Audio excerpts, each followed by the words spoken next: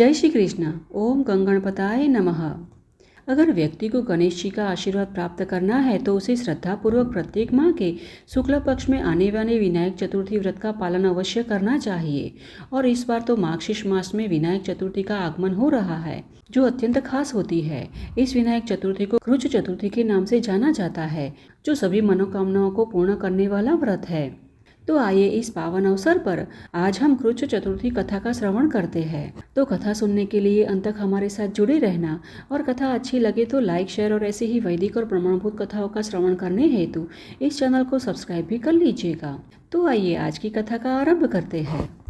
और कथा के अनुसार पूर्व काल में राजा दशरथ ने ऋषि वशिष्ठ से कहा कि हे मुनिवर, भगवान गणेश जी की कथा श्रवण करके मेरा मन आनंदित हो रहा है।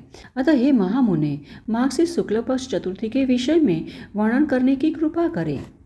तब वशिष्ठ मुनि बोले कि हे राजन, अब मैं मार्गशीर्ष माह के शुक्ल पक्षी चतुर्थी तिथि के संबंधित पुरातन इतिहास का वर्णन कर रहा हूँ। पूर्व काल में पुण्य कीर्ति काशी नगरी के एक राजा हुए। उनका नाम अजातशत्रु था। तब वे सभी शास्त्रों में निपुण थे।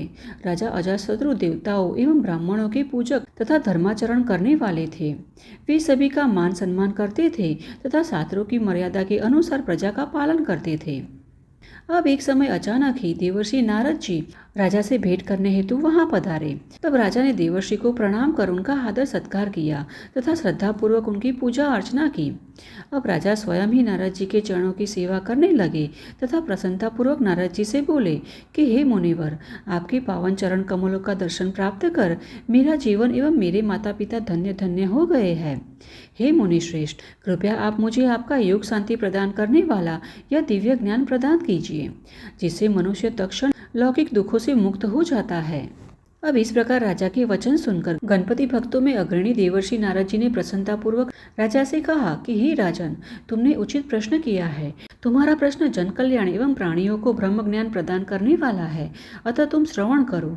मैं तुम्हें परम शांतिदायक योग का ज्ञान प्रदान करता हूँ। हे नृपु, मैं जिसका वर्णन करने जा रहा हूँ वह वही ब्रह्म भूतत्व है, जिसके द्वारा मनुष्य ब्रह्म हो जाता है। नारद जी ने कहा कि हे राजन, तुम ब्रह्मणस्पतिक नामक गणेश जी का भावपूर्वक ध्यान एवं पूजन करो। तदुपरांत तुम चित्त वृत्ति के निरोध से चिंतामणि हो जाओगे। मैं गणेश हूँ, इसमें कोई संदेह नहीं है। मेरा अस्तित्व क्यों तथा कैसे है, इन सब का कुछ भान नहीं रहेगा। अर्थात चित्त वृत्ति के निरोध के समय मैं गणेश ही हूँ तथा मेरा स्वयं का कुछ अस्तित्व नहीं है। जब ऐसी स्थिति हो जाए उस समय कभी संयोग एवं कभी वियोग की स्थिति होगी। अतः संयोग एवं वियोग दोनों स्थितियों में तुम्हें शांति प्राप्त होगी। हे महाभाग, उन गजानन श्री गणेश का चतुर्थी नामक व्रत अत्यंत महान है। तुम्हारे राज्य में यह व्रत नष्ट होने एवं इसका लोप होने के कारण तुम नरकगामी हो जाओगे। हे राजन, यह व्रत धर्म, अर्थ, काम तथा मोक्ष चारों पुरुषार्थ प्रदान करने वाला तथा वर प्रदान करता है। मनुष्य अपने मनोरथों की सफलता हेतु अनेक प्रकार के कर्म करता है, परंतु चतुर्थी व्रत से हीन होकर यदि वह अन्य कोई भी व्रत करता है तो वह सभी निष्फल हो जाते हैं। हे नृपश्रेष्ठ, ऐसा कहकर देवर्षि नारद जी ने चतुर्थी तिथि से संबंधित महात्म्य का वर्णन किया। तदुपरांत राजा ने नारद मुनि को भावपूर्वक प्रणाम करके गणेश उपासना एवं व्रत का पुनः वर्णन करने का निवेदन किया। उस समय राजा ने कहा कि हे देवर्षि, मैंने ब्रह्म के पति ब्रह्मेश श्री गणेश के महात्म्य का श्रवण किया। अतः हे सर्वज्ञ, कृपा करके अब आप उनकी उपासना की विधि का वर्णन कीजिए।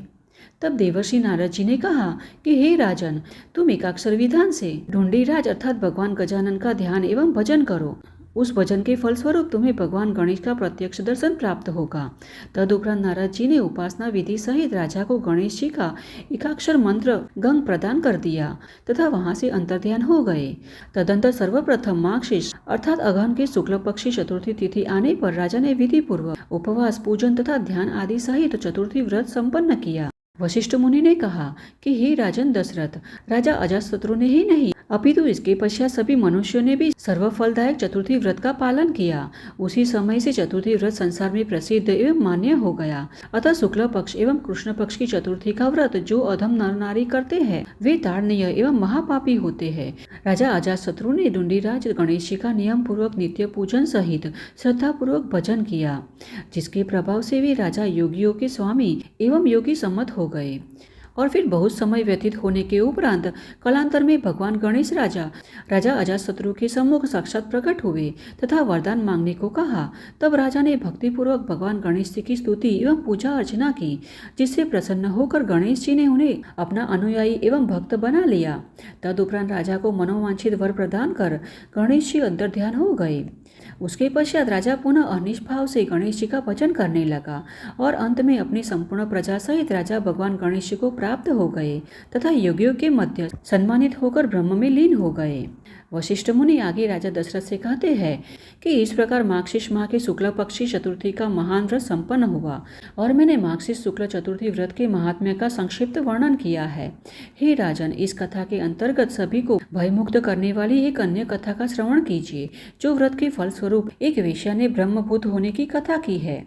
और कथा के अनुसार मिथिला में कहीं से सभी मनुष्य मन को आकर्षित करने वाली एक वेश्या आ गई थी और उस वेश्या के रूप लावण्य का दर्शन कर सभी मनुष्य मोहित हो जाते थे और राजा ने उस वेश्या का अत्यंत सम्मान किया तथा वेश्या को भी वह राज्य अत्यंत प्रिय लगा, इसीलिए वह वहीं निवास करने लगी।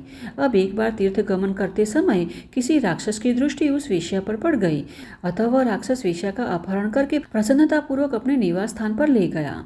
वेश्या भयभीत होकर तीव्र स्वर में विलाप करने लगी। उस समय राक्षस ने अनेक प्रकार से वेश्या को मनाया एवं शांत करने का प्रयास किया, परंतु वेश्या निरंतर शोकाकुल होकर विलाप करती रही। अब उस समय शुक्ल पक्षी चतुर्थी आ गई। हे राजन, वह वेश्या अत्यंत दुखी थी, इसलिए उसने दुख के कारण अन्न तो त्याग ही दिया था, अपितु जल का सेवन भी नहीं किया।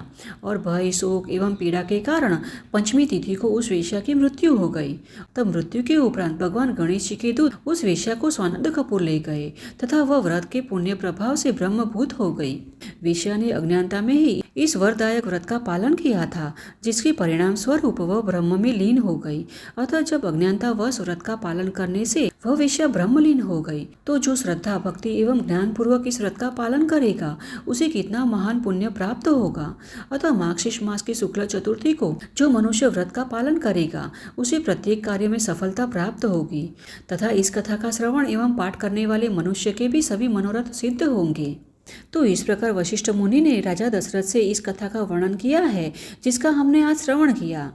और हमें आशा है कि यह कथा आपको अच्छी लगी होगी, तो इसे अधिक से अधिक लोगों में शेयर कीजिएगा, वे भी इस कथा का श्रवण कर पुण्य फल की प्राप्ति कर सकेंगे।